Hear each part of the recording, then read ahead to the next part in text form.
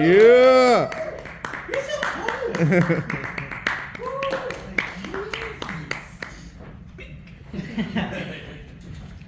Where are we sitting? Where are we You sitting? sit there, Sophie guy sits here. I'm All right. going to be the middle of the sandwich. All right, a monkey in the middle. Don't threaten me with a good time. Oh my goodness. You've been in this situation before, haven't you? Yes. Scoot in more so you're in frame on the camera. Come on, man. Get it together. All right. Welcome back on set. Welcome, welcome, welcome to all, what, 7? Hey! More people were wondering. You know how that That's works. probably because it's just hard to find over here. It is. Yeah. It is. And And it's it's cold, early. and they're like, that's cold. It's like a meat locker over there. People are still like hungover from last A night. lot of people came in, they're like, where is it? I was like, I have no idea. So I mean, this is probably 10 or 15 people asked me already. Yeah, so they'll So find. They're gonna they'll be meander. over when we. They always do. Hey, Better welcome. seems We're that's done. the wrong way to go. That was All a right. chair, not me. So, Again first with thing, that? sure it is. It was the Tesla. Yeah. That was so much fun. Apparently last night they were in a Tesla where the seats made fart noises. Yeah. A lot of people don't know Teslas have like a fart machine in them. You can designate word farts and stuff. It's true, there was a video and everything. Yeah, this is fantastic. We have I think the driver was just having. I was afraid he was going to wreck the car because he was laughing too much. They were like, ah! It's like, "What are you eating?" I'm gonna be 90 years old still laughing at farts. All right, David, Again, let's. that was the truth. I mean. Sure. Let's start with you, David. Let's go back to the beginning of everything. I was born a poor black child. It's one of my favorite movies. I love that movie. I love that For movie. those who don't know, it's The Jerk. Yes. Steve Martin's best. Yes, for sure. Let's talk about your acting journey. How did you get involved in this craft that you are so good at? I was, oddly enough, did church theater starting out. My parents used to do a lot of that, so like my mom always directed the shows, my dad was in a lot of them, and so that kind of got me in, and I was in the church choir. So yeah, I was doing shows about Jesus. I'm like, yeah, now I'm in the theater doing these type of movies. But yeah, I did that, and then in middle school, I was really shy and quiet and all that, and I got bullied a lot. And my mom was like, you know, why have your classmates seen this other side of you, your silly side? She's like, well, you should let them see that. She's like, well, your school's doing a production of Mickey's Christmas Carol, and you do such a really good Mickey Mouse, so why don't you audition for the role of Mickey / Bob Cratchit? And I'm like, okay, cool. And I did, got the role, and we're doing the show in front of the whole, like, you know, all the parents and everything one night, and everything started going wrong on stage. Like, the set fell down on top of Scrooge and I was like, oh, Mr. Scrooge, I think we have rats. And another part, like the table during the Cratchit family scene broke, and it shot my little chicken over the audience.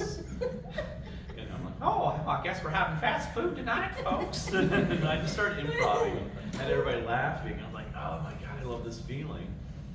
Because like first time at school, people were laughing with me instead of at me. Yeah. And I was like, I like this. I want to do more of this. And so my mom really got me into doing like community theater.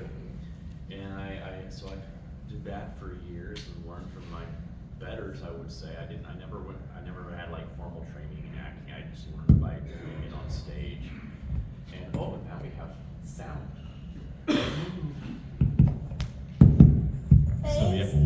Thank you, Scott. You're my Too hero. loud, you're Thank you, Scott. I'm getting some feedback. I'm gonna move up front. Mm-hmm. All right. Yeah, that sounds good. So yeah, Yep. Thank you. so I just continued doing that, and then when I went to college, I was trying to be practical and pragmatic with my life, and I'm like, okay, as much as I want to be an actor, I know it's not the most stable career path, especially financially. And I'm like, I want to be able to support a family and all that. So I'm like, okay, well, I come from family teachers. I'm great with kids and all that good stuff. And so I was like, I'll go into be an elementary school teacher. So I studied to become an elementary school teacher in college, got my degree in it. And one of my last years of college, my mom passed away from cancer, and that kind of changed my whole perspective on life. I was like, my mom's last words of wisdom to me were, do what you want to do with your life and not what you think you have to do. Like, you only get one shot at all this, so live life to the fullest and don't live with regrets. And it's sunk in that next year when I was doing my internship in the schools, and because I went through a lot of stuff. It was like a year after my mom died, and that month I went back, my dog died, my grandmother died, one of my friends committed suicide, and my sister married a homeless man who is now in jail for molesting little girls. So that's fun. And all that happened like 1 month time period, and my brain was going, I was very depressed, and I had an epiphany one day reading stories to my students, and I was doing all the silly voices for all the characters. And they're like, well, let's go and do another story. I'm like, no, guys, we gotta go on the math. I know. They're like, oh, no. And it hit me. I'm like, yeah, I get more fulfillment out of entertaining my students than teaching them. I'm like, this is what I really need to do with my life. This is what brings me, joy, is entertaining people. And I talked to my dad that night, had a big speech prepared because I know he's an NASA engineer. He's a very practical man. And he's like, oh, your mom and I always thought you should be an actor. We just didn't want to tell you what to do with your life. So why don't you just take a year off, get your head back in the game, and then finish up your degree, and then go and do what you want to do. I was like, what? I was expecting the whole opposite of this, He's like, no, we just want you to do what makes you happy. I'm like, oh, well, thank you. And I had a whole rousing speech prepared and everything, but yay. To change your mind, right? Yeah. But it worked out, and it took me, several years. I moved up to New York and did a lot of shows here or there, toured with How the Grinch Stole Christmas, the musical, for 5 years. Actually came through here in Houston back in 2010 with the show. Eventually Terrifier came along and changed my life. Now, Rick, you're not an actor. I am an actor. I got snubbed from the Academy Awards. Like, can we talk about? Can I say this? Actually, it's funny. I when the Academy Awards came out, I took like Best Supporting Actor, and I made these sheets out, and I did the exact font with my name under it, and I legitimately was signing, just giving out to people, and so many people were like, "Oh my God, you got nominated for Academy Award!" I'm like, it was a small part, but I put my heart and soul in it. But I am now. I first started, as a director. I did short films and stuff. So, I always would put myself like little cameos in my movies and stuff. So that's how I led into Terrifier. And now, no one knows this. David doesn't even know this, but I get gigs. Like, so many people hit me up for gigs. Most of them are probably not paying gigs, but I just don't have the time because, nobody knows I make custom hockey masks for a living, and that's what I do. So. But I am going to be in it's a Halloween fan film, which is that they have a lot of money behind it. It comes out on Halloween. And unfortunately, everybody wants me for movies, but they want me for selfie guy. Yeah. So I did it one time, and I told Damien, I said I'm doing it one time. This is a whole Terrifier thing, but I do have the fuck yeah girl in the other movie too, but it's pretty fun. It's more of a fuck yeah. But actually the scene's really cool. So I'm with my beautiful wife, and we have a little kid, and everybody's trick-or-treating, and randomly there's an Art the Clown cosplayer walks over, and me and her go over excited to get the picture with Art, and as we turn around we see our kid standing there, and I walked over to grab him, and it's Michael Myers just staring down at the kid, and we're like, oh, cool cosplay. So it's a pretty cool scene. So Fuck no. yeah. So how did you get involved in acting arts? Like, what was it a grade school thing that you really loved? Straight. I'm wearing a basketball jersey. I was a jock my whole life. I played semi-pro baseball. I played poker for a living. So but I did want to do some movies. So I wanted to direct some movies. I wanted to be the next Tarantino, like everyone. And that was it. And it was great. And it's so funny. I knew David before, and I actually met Damien at a convention. And that was it. We became buddies after a night of some fireballs. And I think he was like, dude, you gotta be in my movie. And I was like, hell yeah, that was it. And Like, the selfie guy legend, the selfie guy legend moved on. So. Oh my God. And can we talk about your business, your 13X Studios. How did that come about for you, darling? Just one day, it was after Halloween 7 years ago, and big, huge Halloween fan, and I told my wife out of the blue, I said, I'm gonna start making custom hockey masks. And she's like, okay. And my goal, I said, if I could sell a dozen in the next 3 months, I'm on to something. And I sold 100. And then at the end of the year, I said my goal for the first year, I said my goal was to sell 100 masks, and I think I was at 3,000. And then how my life completely changed was I did a Jay and Silent Bob mask, and someone took a picture of it and sent it to Kevin Smith, and Kevin's brother called me the next day and said, we got an exclusive deal for you if you're down. So I've been in business with Kevin for 6 years. So it's I make Jay and Silent Bob masks, and actually I'm gonna see Kevin and Jay next weekend at Spookala, Florida. So I'm looking forward. So yeah. It's amazing, man. Living your dream. Yeah. Yeah, It's yeah. wonderful. Yeah. Do we have any audience questions at the moment?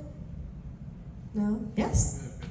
Was there any, like, did you study any mimes or clowns to bring the character to life? No, I really. I'm just kidding. Yeah,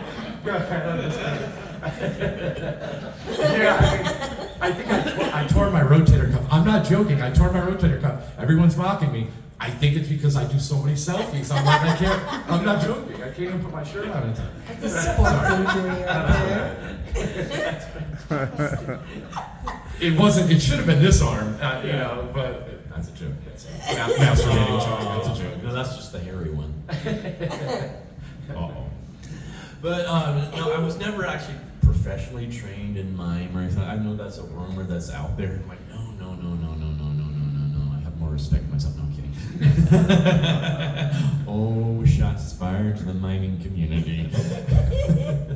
Oh, you know, we'll never hear them anyway. So.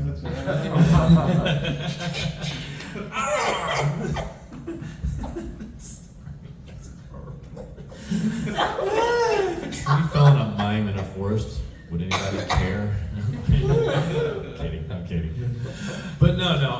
But I learned from like watching like the great silent comedians. I was given a great education in physical comedy growing up. I was watching the old black and white comedies like Marx Brothers, Laurel and Hardy, Chaplin, Buster Keaton, all that. But my aunt, when I was a teenager, she gifted me a box set of Mr. Bean videos. And I was like, this is amazing. And I would just watch those over and over and over. I'm surprised I didn't wear the tapes out. Because I just found that like that brand of comedy to be so fascinating. That very silent, mischievous type of character. And I always wanted to play a character like that. And so I just studied him a lot, studied Jim Carrey a lot, Andy Serkis, Doug Jones, all those guys. I just sit there and just devour that kind of stuff. I remember like when like Two Towers came out on like DVD, they had like the behind the scenes stuff, and they had a whole featurette about Andy Serkis doing Gollum and all of his movements. And so I would sit there and mimic him all over my house. I would just be jumping on furniture, just bounding around like Gollum. Father, what are you doing? It's food. I said, what is wrong with you? Maybe you should go back into teaching. And that's why I just learned and like tried to adapt, what I was watching. And that's why I was like, when this audition for Terrifier came up, I was like, oh my God, that's perfect. Because I had seen All Hallows Eve, so I knew the character. And when I first saw that, I was like, oh my God, he's kind of like an evil Mr. Bean. I would love to have a chance to play a character like that. And now I do. So it's pretty cool. Yeah. Thank you. Yep. But no mimes. Anyone else out there? Can I throw? Actually, I would like to throw this one story about David. This is it's been on my mind all morning, and I definitely want to share it. It's my David story. Absolutely fantastic. So, as he said, he lost his mom. I lost my dad 2 years ago. Still, this morning I was crying. It's the worst thing in the world to have a death. And I want to say about a year ago, how my life changed with David is I was having a really bad day. I hate seeing my mom sad. That's what kills me. So I was having a really, really bad day and just crying, sad. It's hitting me every day. And then out of the blue, something happened online that I saw, and it hit me. And later on, I had tears when my wife walked in the door, and she's like, she knew I was really having a bad day. And she went over and she's like, I'm so sorry. And she's like, your dad's looking down on you. And I said, it's not my dad, it's David. And she said, what is going on? I said, David had a bigger line than fucking Robert Englund at Monster Mania. And I was crying, I was in happy tears. So that's my David story. I think it was Monster Mania. Yeah. His line was fucking bigger than Robert fucking Englund's. And that fucking made my day. And from there on, when I think of sadness, I think of David and his line, and I wipe the tears away. So That was love you, brother. nuts. I was like, what the hell? It's like, that's something I never imagined would ever happen in my life. It's like, to me, Robert Englund's the king. It's like, you're not gonna surpass Robert Englund. So even just to be even close to that was like, what? This is surreal. And it's all because of you guys. It's just like, the response that part 2 especially got was just mind-blowing, because we were just supposed to be in like 500 theaters nationwide for like a weekend, and it just kept snowballing like crazy. It was like, I remember because it was the first night, because the Fuzz guys and Damien and some of us went out on Staten Island. We snuck into one of the theaters there on opening night without people knowing we were there, because we just wanted to actually see a real reaction from an audience. And they went nuts, and then we're like, thank you. And they're like, oh my god, you know. But we went to the bar next to the theater afterwards, and we're sitting there, and all of a sudden on Twitter, Damien was on Twitter, and we're just all of a sudden boom, boom, boom, boom, boom. Everybody just starts posting about Terrifier, and we're like, oh shit, I think we did something here, guys. And it was just constant. And all of a sudden the next week, I wake up one morning, my agent's calling me. She's like, my phone's going off like crazy, and she's like, David, Howard Stern's people just called me. And I'm like, what?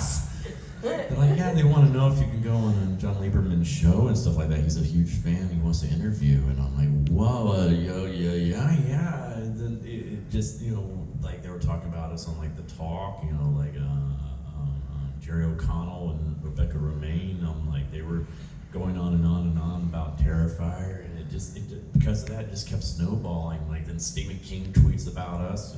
Well, like Damien and I were in line at security at JFK when that came out, and I just let out a holy shit, holy fuck, right there in the middle of the airport, and everybody's like, I'm like, sorry, Stephen King.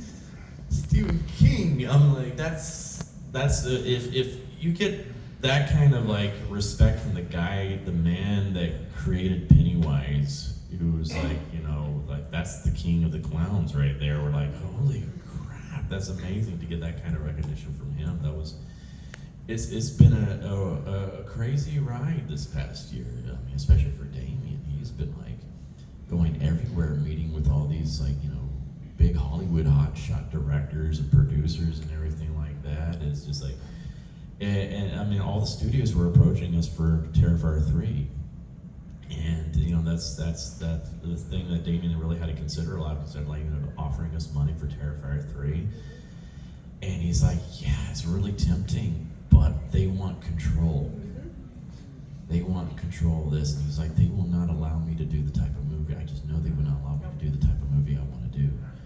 And so he really took it. He's like, I can't do that to the fans. He's like, we can't pull back from what we've been doing. This is why we're where we are, is because we're the ones ballsy enough to do what we're doing, and the fans love it, and it's showing. And I think it's, you know, putting a fire under Hollywood's butt right now. But it's like, no, we gotta stick to our guns, and so we're sticking with the people that help put part 2 out, and because they're giving us money too, but they're giving us the freedom to do the type of movie we want to do. So that's why Damien's not here this weekend. He's finishing up the script, and it's gonna be nuts. I know he wants to go much darker with part 3. I haven't read it yet, so I have no idea what he's doing. But I know a few things, and I'm like, oh shoot. Oh. And he just like messaged me just the other night. He's like, I just wrote this really awesome, cool kill scene with some certain people he wants to be in the movie, and he's like, I'm giving you a new toy that you're really gonna have a lot of fun with. And I'm like, oh my god! So I'm excited as you guys are, just to see what he's concocted. But I will say that if you go see part 2 again at the theaters, we added an extra scene that is going to segue straight into part 3. It's going to give you an idea where we're going with part 3. And I like to say it's our little early Christmas gift to the fans, even though it's in November. You know, it's like, yeah, this is just a big thank you to guys for supporting us. It's like you guys got us where we are, so we wanted to do something extra for you guys, just to give you a little taste of what's to come. So I'm very excited because then I can finally talk about this one thing we've been keeping a secret from you guys for about a year. So I was like, good. So this extra scene, is it going to be in the movie or is it like a post-credit type? It's a post-credit. So stay till the end. You know, don't leave. Stay till the end. Oh my goodness, that's so exciting. Yeah. I'm very relieved to hear that we're not going big studio, because of course I knew that he was getting offers and stuff. I said, but they're gonna like take the movie, take the gore. He's gonna get an X rating, and they won't let him get an X rating like they did with Hatchet. They like wrecked Hatchet. Yeah. It was still a good movie, but it wasn't what Adam Green wanted. No. You know, and so yeah, so I'm glad. I'm really relieved to hear that. It's the first I heard, and I was really relieved to hear that just now. Yeah, I'm just hoping we're encouraging more, you know, directors and writers out there to keep experimenting and pushing the envelope of the genre, because I think that's what's been lacking in Hollywood is originality. They're all trying. It's the studio system. They're willing to put all that money into a movie, but they don't want to take the risks. So they play it safe and just keep recycling the same thing over and over and over and over and over because it's safe. And horror and comedy, in my opinion, should never be safe. Those are the two genres that should always be pushing the envelopes, experimenting and seeing where they can go with things. And I think that's what's been wrong with Hollywood in the past decade or so. It's like, you know, it's like, especially with comedies, and that's even though this is a horror convention, I like comedy's my thing, and I feel like we haven't had a good comedy in over a decade in the theaters like we used to, especially back in the 80s. Oh my God. They all were there. They were, I mean, the 80s and 90s, oh my God, the comedies, and they were coming out boom, all the time. And I think like one of the last great comedies we had was either The Hangover or Tropic Thunder or something like that. It's like I miss those type of comedies, and so I'm hoping that not just with us with Terrifier, I hope that we're just encouraging people to start taking risks again. I think that might be a good thing because you know the SAG strike that's been going on. I got to talk about that because I mean I'm a SAG member, and I think this, you know, luckily for us, most of the movies I've done, we've been able to get interim agreements because we're not under the umbrella of the big studios, and I think because of that, there have been a lot of independent films that have been able to be made recently. And I think this strike is going to be a boon to the independent film industry because next year, when all these, you know, movies from studios haven't been able to be made, there's going to be that dearth in the theaters, in like the AMC's, Cinemarks, all that. They're like, we need films to show. And I think they're going to start reaching out to all these independent filmmakers. And like, well, you've got this movie you made, can you put this in the theaters? And so I'm hoping that that's what's going to happen. So I'm hoping we're going to see a new renaissance in film right now. So fingers crossed on that. Yeah, for sure. I saw you had a question, sir. What's it like to do an audition without lines? Interesting. that was a very interesting audition because I am so accustomed to scripts, and I'm a voiceover guy too, so I'm used to having all that. I've always used the character voice to help me determine who the character is and everything like that too. I walked into because Terrifier was my first time really auditioning for a real movie, and because I was always just a stage actor, voiceover actor, and I was like, okay, cool. Okay, this is my first big role that I'm going out for in a film. Okay, can't mess this up. And I was like, oh, I never got sides. And so, sometimes they just have sides in the room and stuff like that. So I go in there and I ask the front desk, like, oh no, we don't have sides. I'm like, you should have gotten those from your agent. I'm like, shit. I'm gonna kill my agent. And because everybody else in the room's got sides. Agent's like, there are no sides for you. Yeah, and they call me in the room, and I'm so nervous. I'm like, I'm so sorry. I never got any sides. If I can just get some, I'll just take 5 minutes to look over them real quick, and I'll be ready to go. And like Damien's like, oh no, don't worry about it. Art doesn't speak. You don't need sides. So I was like, okay, cool. So well, what do you want me to do then Yeah. for this audition? You know, and he's like, just come up with a scene where you decapitate a guy and you're happy about doing it, and go. I'm like, well, yeah, can I have a few seconds to think about it? He's like, no, I just want to see what you can do on your feet. I'm like, okay, cool. And this is why I always say it's important for every actor to have some kind of training or experience with improvisation, because you never know. Because I've even had this happen with me in the room with voiceover auditions where they just throw a character at me at the last second, like, hey, do a voice for a tree, go. And this is what happened, and I'm like, okay, and I turned off my brain, let whatever happened happen. You can find the audition online. But I did this whole thing where I kind of cartoonishly snuck up behind my victim and like knocked him out, and like sawed off his head with a hacksaw, picked it up, and tasted it, didn't like the taste of the blood, so I take out a salt shaker and season it some.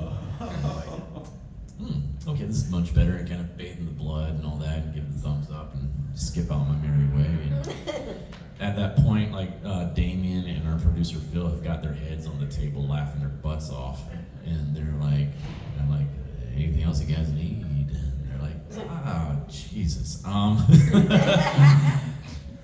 Can you come in for a makeup test? And I'm like, yeah, sure. I'd be happy to. And he's like, are you okay with makeup? I'm like, yeah, I've played a lot of weird characters in the past where I've had to wear a lot of makeup, so I'm kind of used to that process. I'm like, okay, cool.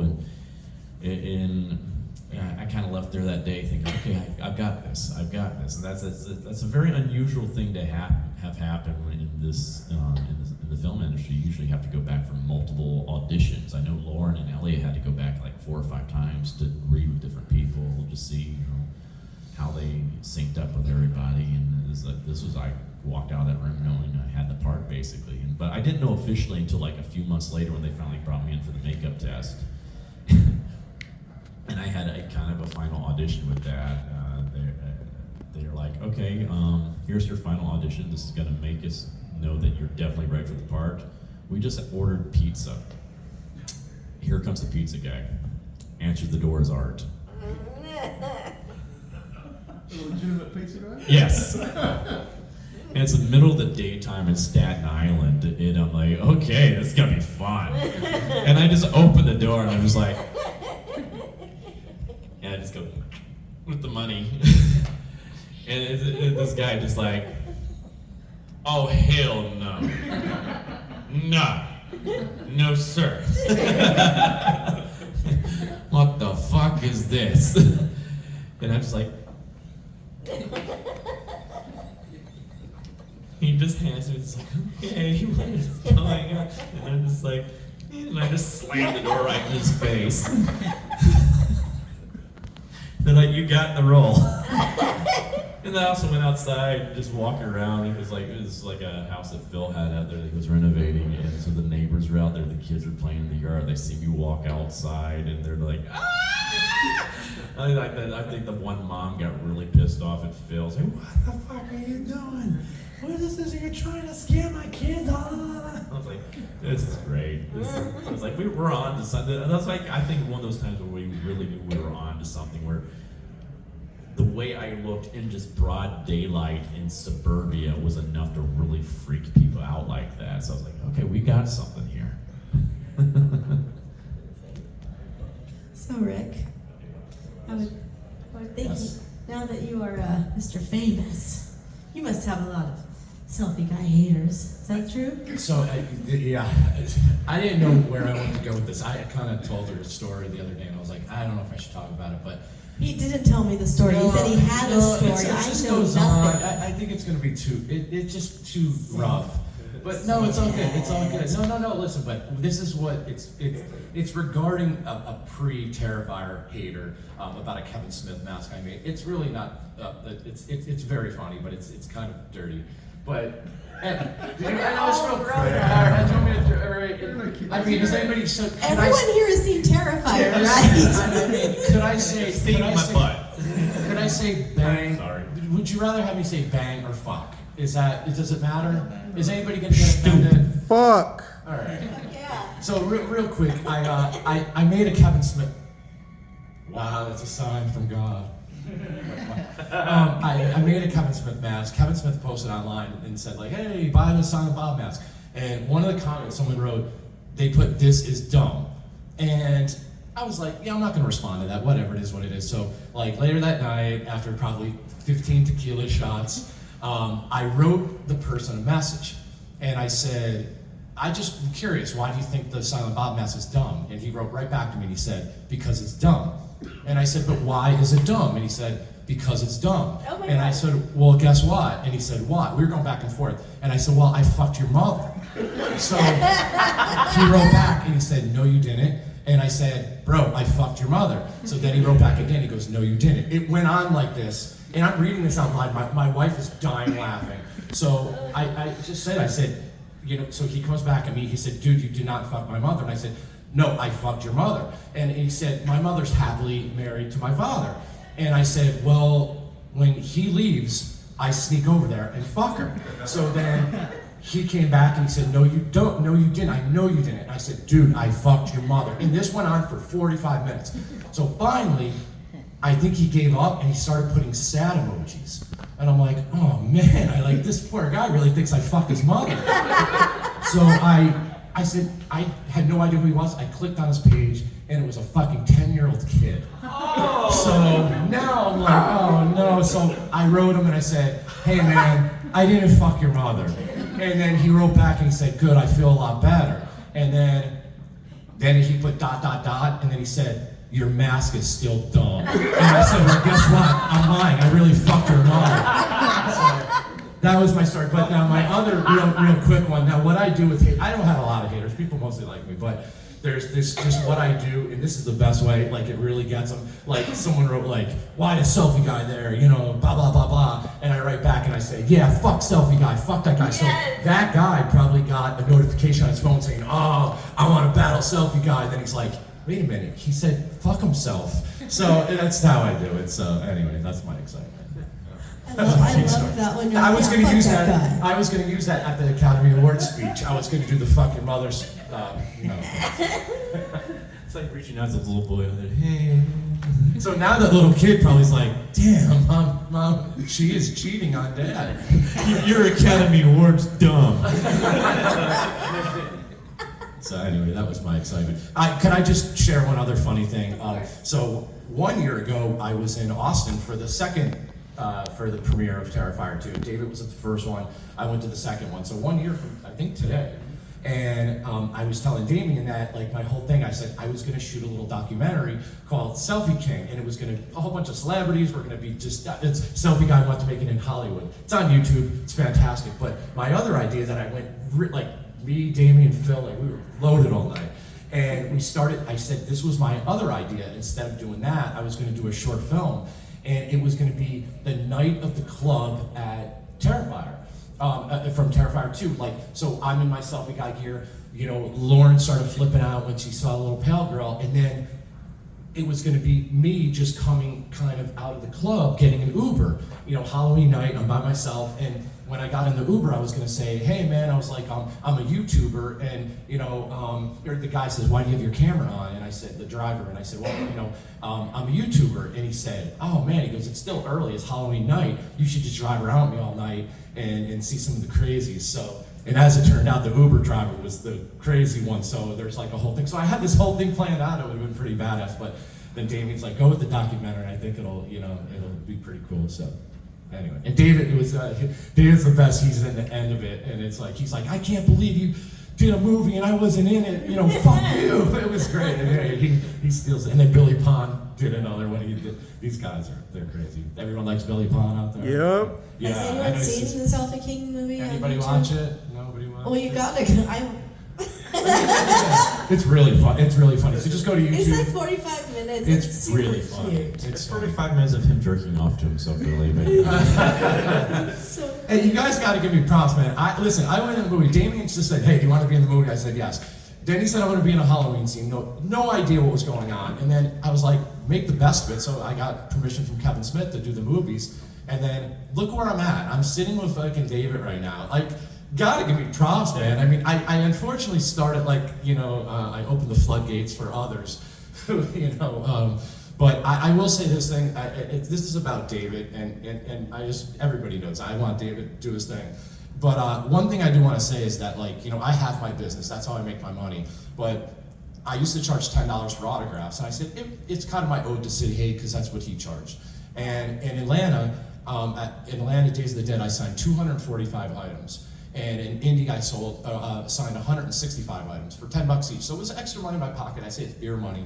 But I was going to Mad Monster a couple weeks ago, and I started thinking, like, how, like, what Terrifier fans mean to me, and the stories, and, you know, it's crazy, you know, and I said, I'm never again gonna ever charge anything for autograph or anything. And again, I have my business, so everybody else, they're actors, this is what they get, they do their thing. But, so, that's what I'm gonna do. I care so much about everybody, and you guys all, like me, you don't even understand, so I appreciate you guys big time. Just me being a fan, you know, I love everybody from the movie, and they're awesome. I love everyone, what they're doing. Elliot, I got that first time I ever met Elliot a couple weeks ago, and I got to spend time with his family.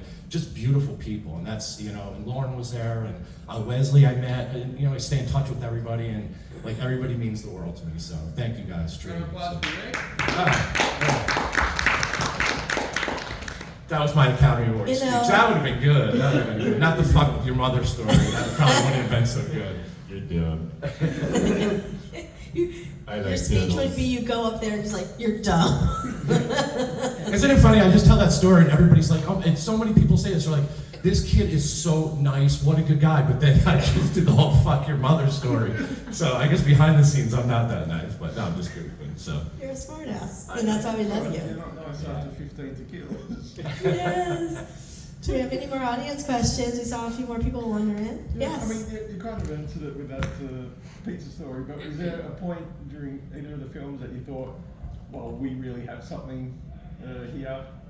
Not that it's going to become what it has, but Yeah. we thought, yeah, no, we've really got something special here, other than just another run-of-the-mill horror film. I think that wasn't really when we were filming, though. It was more like when we did our very first convention at Mad Monster in 2018. Like, you know, it's like Damien and I were just like, okay, we'll see how this goes. We'll hope people like our movie and stuff like that. And we had, oddly enough, he's got the same last name as me, but he got a tattoo of me there at the convention. And I was like, holy crap, wow, someone has got a tattoo of me. That's insane. They want my face on their body for the rest of their life. I'm like, I don't even want my own face on my body for the rest of my life. So I'm like, this is insane.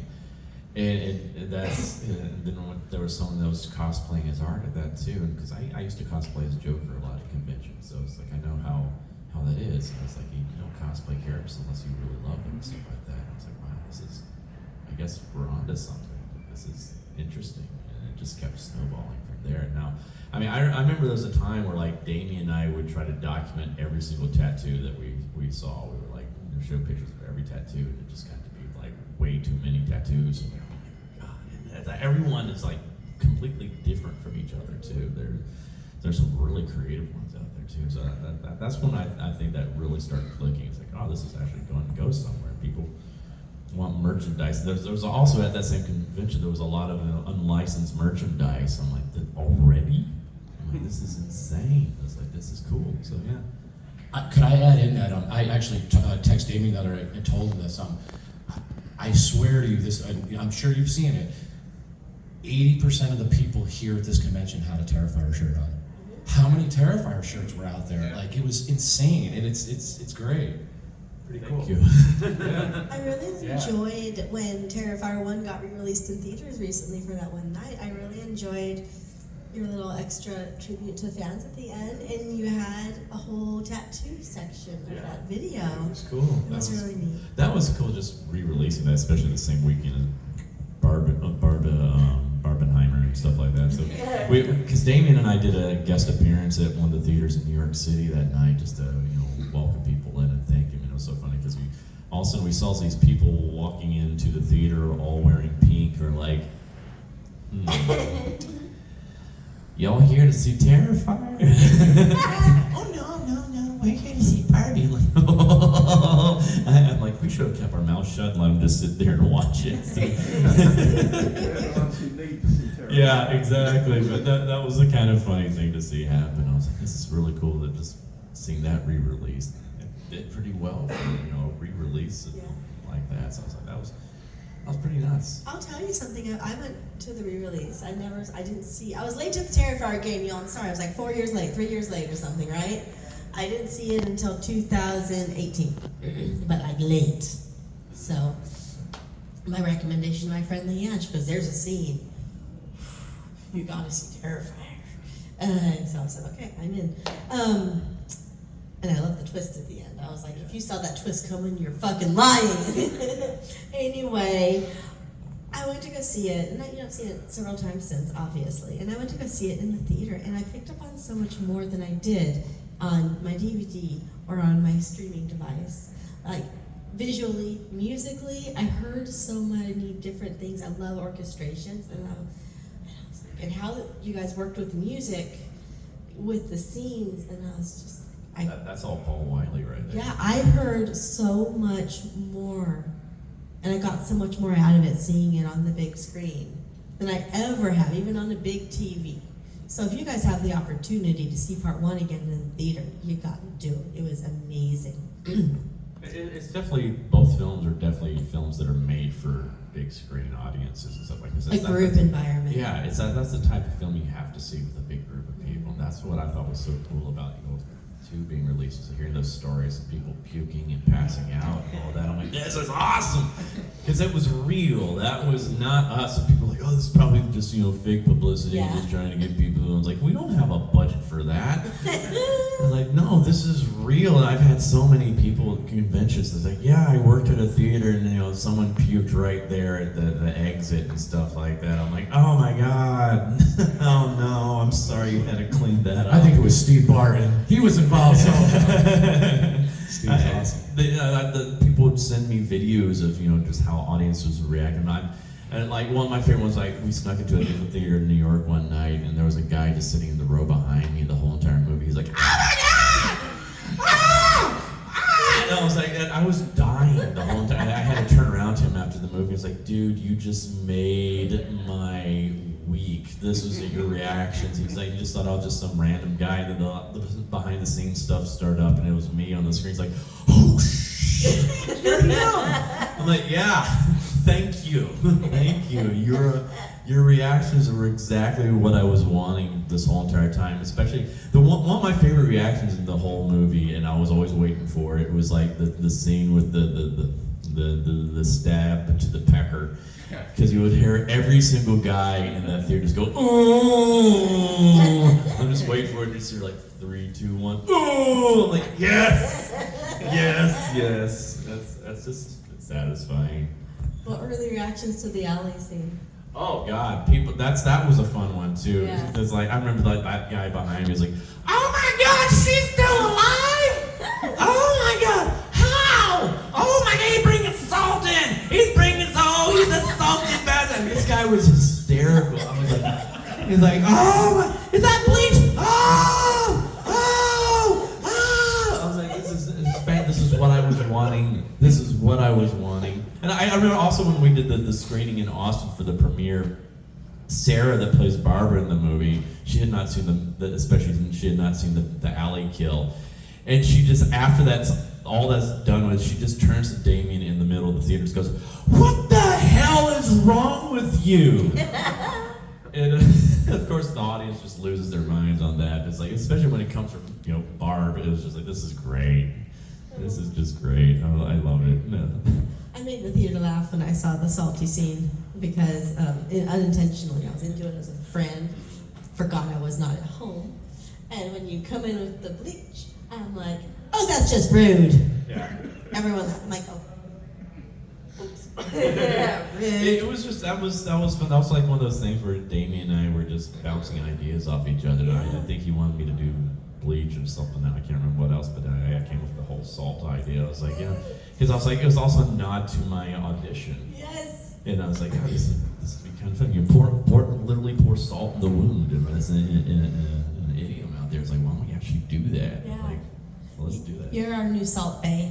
Yeah, I even did that one point. I did so many different takes with the salt, and it was like, that's the thing. Damien lets me play around so much on these sets, so he's got so much bonus footage he could probably release one day, especially with the costume shop scene. I was like a kid in a candy store that night. That was kind of our homage to like Pee-wee's Big Adventure as well. And it was I had some like I went down that whole entire rack of glasses and was doing some different things with each pair of glasses. And I don't know how we got through that night because we're all giggling so much. It was so much fun. I love those kind of scenes. It was like, just play. He's like that scene with the dinner scene with Barbara. He's like, I just want you to bring in mashed potatoes and somehow put them in her face. You come up with the rest. And I just kind of went in there and just came up a whole routine of serving dinner to him and doing all this kind of stuff. And he's just like, that's great. But the apron, I did not know I was going to be wearing an apron for that. And Olga, our costumer, she brings out this apron with cats all over it. I'm like, oh my God, this is perfection. I mean, this is my Miss Doubtfire moment of the movie. So I had so much fun. That was fun. Hello! I was like, oh, they could never stop me that night. I was like, oh my dear, you've got to quit this excessive waiting duty. It's so crazy how the glasses thing took off too. Oh, I know. Oh my God. And thank you, by the way, you guys can go to my booth. I have Art the Clown masks with the glasses on. It's I think those people that made those glasses are probably so happy now. Like, you guys have kept us afloat. But I personally like the hand glasses. Yeah, I think those are ones. funnier. Those are my favorite ones. Yeah. I want the hand ones. I think they're funnier, but they're also just an homage to the first film when I'm doing the whole freezing thing there with the blood all over my hand. So I was like, oh, this is great. Yeah. I also had a whoopee cushion in it, but that didn't make it in there. I was doing little fart sounds with the whoopee. I also made a mask you were going to use. Do you remember that? Yes, yeah. I was gonna. Dave was like, no, we don't have time. And I was gonna like the trick or treating scene. I was gonna do a whole thing where I was wearing the Art the Clown hockey mask over my actual face, and I was gonna put my knees in my shoes so I looked like a kid that was trick or treating. But he's like, no, we don't have time. It could have been in the special features. I know, but Damien. The special features one, the new one that's coming out, oh my God, October 10th. They went around for Days of the Dead Atlanta and they were doing videos with everybody and they were like, one of the questions they said to me, they're like, how do you feel about the fans? And I was, oh no. Legitimately tears, and I'm like, that'll probably never make a thing. And then one of my homies said, hey, by the way, all your scenes are in the special features coming October 10th. And I'm like, oh, I'm gonna get ripped apart for this one, I'll tell you. I have to say it was fun because we had a lot of fans that were involved in the filming of the movie. I mean, first of all, you're seeing the Halloween party scene. We had a lot of fans and extras there that night. That was like 3 nights y'all filmed that? 4 or 5. Yeah, it was a long week. I came one night because I just wanted to hang out with all the fans and everything like that. And by the way, I want to throw in, David hit me up and he said, hey, I'm going to see you Tuesday at the club. And right away I'm like, oh my God, Art's going to kill everybody in the club scene. I was so excited. And then he's like, no, I'm just going to be. He was actually. Yeah, I dressed up as a devil. I'm like way in the background at one little part of the scene. I just wanted to have fun and hang out with everybody. But the other one was when we filmed the Clown Cafe scene. We had a lot of our Indiegogo backers for that one. And that was like the week before everything shut down for COVID. And we didn't know. We were up in bumfuck nowhere, Canajoharie, New York, in the middle of Amish country, which was fun to drive around as Art and scaring Amish people because they're not expecting that when you drive by in their buggies. And they're like, oh my goodness. But we had all all these Indiegogo backers there that week, and it brought a new energy to the set because. I think we were all kind of dreading doing that scene because it was so complex. There were so many moving parts, so many stunts that were having, lighting people on fire, people, all that kind of just craziness. We're like, oh God, this is gonna be so complicated. That whole week just went so well. We had so much fun. We were just partying every single night after filming, and it was so exciting seeing how excited that the fans were to be on set. That just added a new energy to everything. It was great, and we had no idea the world was going to go to mass chaos just a day or two later. It was like almost like our last hurrah before the world changed. It was like, this is crazy, but it was fun. It was fun having the fans there as part of that experience. It was really cool. And Thomas Rickman, which he was the pilot in Clown Cafe, he actually made these jerseys for all the show the back of it here. Yeah. So he made them for everybody. And he has a shop. His Yeah. online shop was Oh, it Thomas was Photoshop? so funny too because Cool guy. he was so excited to be there. So like when he's getting shot, we had to keep redoing his scene where he's getting shot because he kept smiling the whole. He's like, yeah, dude, you're dying, man. It's like, oh, Love Thomas. He's the Yeah. best. yeah. He's the best. And he has some cool shirts out there. I got several. He has a shirt with him all bloodied up.